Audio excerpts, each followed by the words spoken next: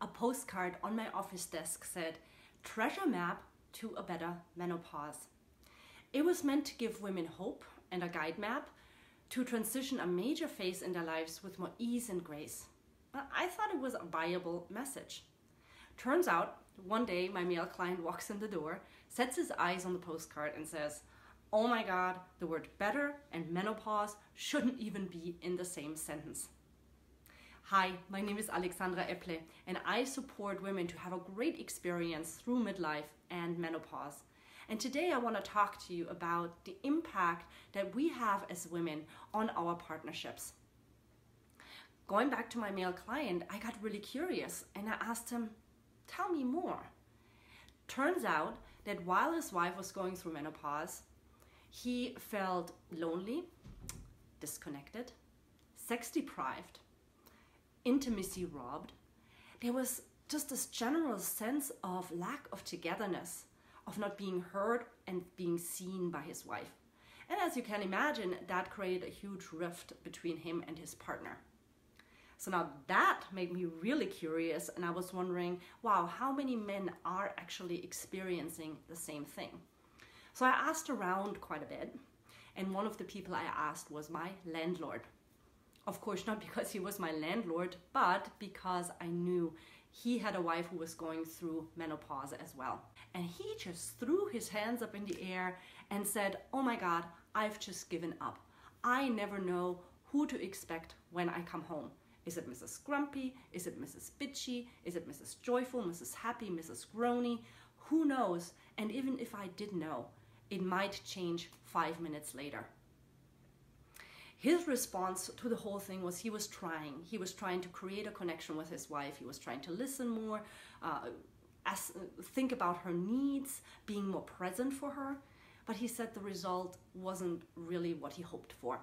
So his response was he withdrew and he felt helpless. That sort of made me think maybe we need a men's guide to a better menopause at this stage.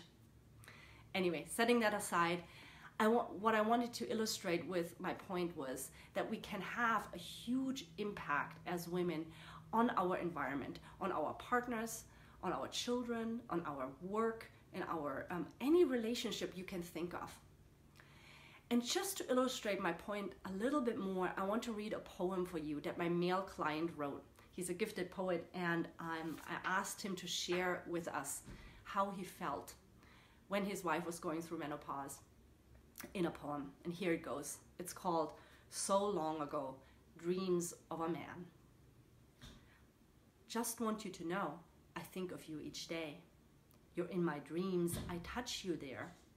I held you close in my arms, life's so short. I wonder why you're not here with me now. Remember when, remember then, seems so long ago. I held you close in my arms. You're not here. I miss those days.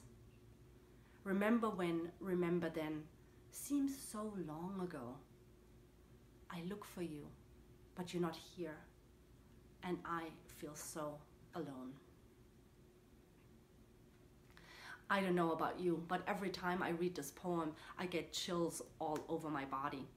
And whenever I read this poem in my life classes, there's always women getting teary-eyed. What this poem really illustrates for me is the level of impact we have as women, not only on our intimate partners, but likely on our children and in other areas of our lives.